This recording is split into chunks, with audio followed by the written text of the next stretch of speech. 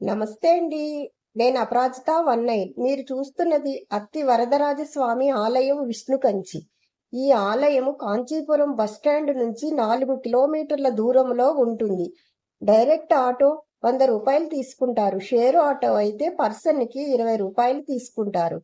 హిందువుగా పుట్టిన ప్రతి మనిషి సప్తమోక్ష నగరాల్ని సందర్శించాలని మన పెద్దలు చెబుతారు. అందులో ఒకటి అయోధ్య, మధుర, హరిద్వార్, కాశీ, అవంతిక, ద్వారక, కాంచీపురం. కాంచీపురాన్ని టెంపుల్ సిటీ ఆఫ్ ఇండియా అని కూడా అంటారు. కాంచీపురంలో 1000కు పైగా ఆలయాలు ఉంటాయి. స్వామివారి విగ్రహము మానవ మాతృలు నిర్మించినది కాదు, దేవశిల్పి విశ్వకర్మ నిర్మించారు. అద్భుతమైన శిల్పకళ ఈ ఆలయంలో ఉంటుంది. శ్రీరంగము, తిరుపతి తరువాత అత్తి వరదరాజస్వామి ఆలయము చాలా ప్రధానమైనది. బంగారు బల్లి, వెండి బల్లి కూడా ఈ ఆలయంలోనే ఉన్నాయి. విష్ణువుకు అంకితము చేసిన దేవాలయము. 108 దివ్య తిరుపతులలో ఇది ఒకటి. 2000 సంవత్సరాల చరిత్ర కలిగిన ఆలయము. 25 ఎకరాల విస్తీర్ణంలో నిర్మించిన అద్భుత కళాఖండము. శ్రీదేవి భూదేవి సమేత వరదరాజస్వామి వారు చాలా అందంగా కనిపిస్తారు.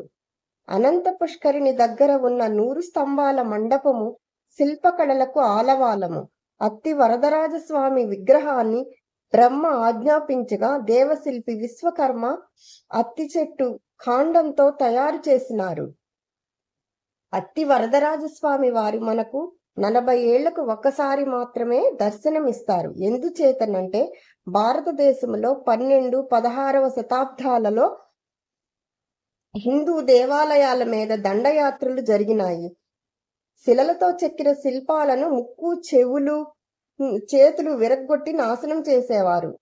మెటల్తో చేసిన విగ్రహాలను ఎత్తుకుని పోయేవారు. కానీ అత్తి వరదరాజస్వామి వారి విగ్రహము చెక్కతో చేయబడినది. దాని మీదకు దండెత్తితే విరిగిపోతుంది అనే ఉద్దేశంతో పండితులు దానిని ఒక వెండి పెట్టెలో భద్రపరిచినారు. అనంత పుష్కరిణి అడుగున భద్రపరిచారు. 16వ శతాబ్దం చివరిగా దండయాత్రలు ఆగినాయి. చోళరాజులు ఒక్కొక్క దేవాలయాన్ని పునర్నిర్మించుకుంటూ వస్తున్నారు. వరదరాజస్వామి ఆలయానికి వచ్చేటప్పటికి మూల విరాట్టు కనిపించలేదు. భద్రపరిచిన వారు ఎవరూ లేరు. అప్పుడు నల్లని గ్రానైట్ శిలతో స్వామివారి ప్రతిమను చెక్కించి ప్రతిష్ఠించినారు. అప్పటి నుండి ఆ మూర్తికే అర్చనలు జరుగుతున్నాయి. కొన్ని సంవత్సరాలకు అనంత పుష్కరిణి ఎండిపోయినది. పెద్ద వెండి పెట్టె బయటకు వచ్చినది. అప్పుడు పెద్దలు స్వామివారు అందులో ఉన్నారని గుర్తించి పెట్టి బయటకు తీసి వసంత మండపంలో పెట్టి పూజలు చేసినారు.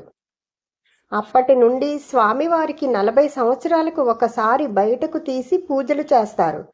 38 రోజుల పాటు స్వామివారు శయన భంగిమలో భక్తులకు దర్శనమిస్తారు. 10 రోజులు నుంచున్న భంగిమలో కనిపిస్తారు. మరలా స్వామివారిని వెండి పెట్టెలో భద్రపరిచి అనంత పుష్కరిణిలో ఉంచుతారు.